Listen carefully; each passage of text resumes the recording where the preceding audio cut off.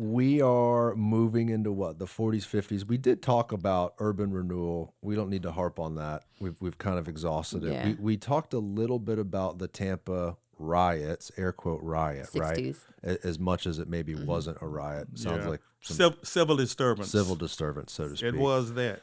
Now, my grandfather was mayor during some of that time period. He's told me stories. Him walking around out there with Moses White on Central Avenue trying to keep the peace. Yeah. Oh, cool. He told me Mr. White was out there with a shotgun, Believe really it. kind of holding it down and letting people know, hey, don't get crazy and break anything. And my Believe it. grandfather has told me some details about that. But you were here, right? You were here at the time in the flesh. That's right. What was that like? It was a scary time, man, because I was working. I was a sophomore at USF, and I was working at Sears part-time at nights, the old Sears on Hillsborough Avenue and 22nd Street. And even as far away as that was from Central Avenue, I remember the manager was very nervous.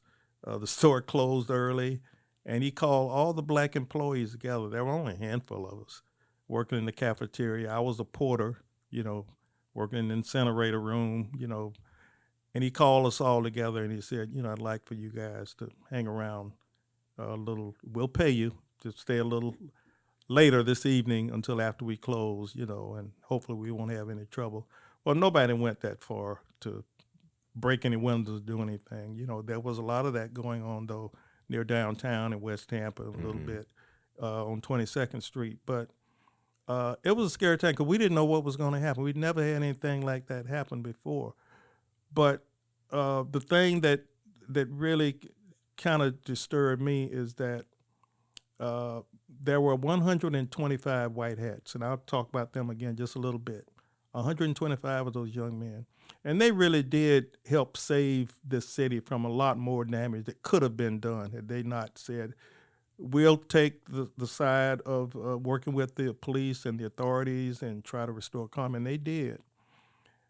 Only about 6 of them actually got employment.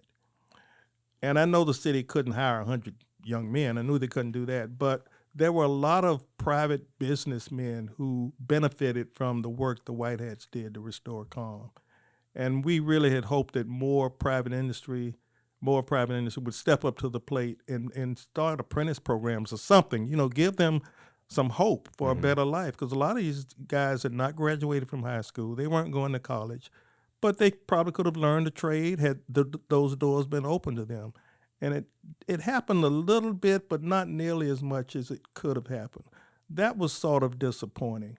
And it was just kind of one of those things, well, you needed us when the city was on fire.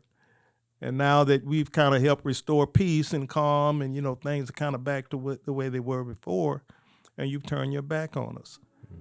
So that was disappointing. If you enjoyed this clip, click here for the full episode and make sure to subscribe. Thank you guys for watching.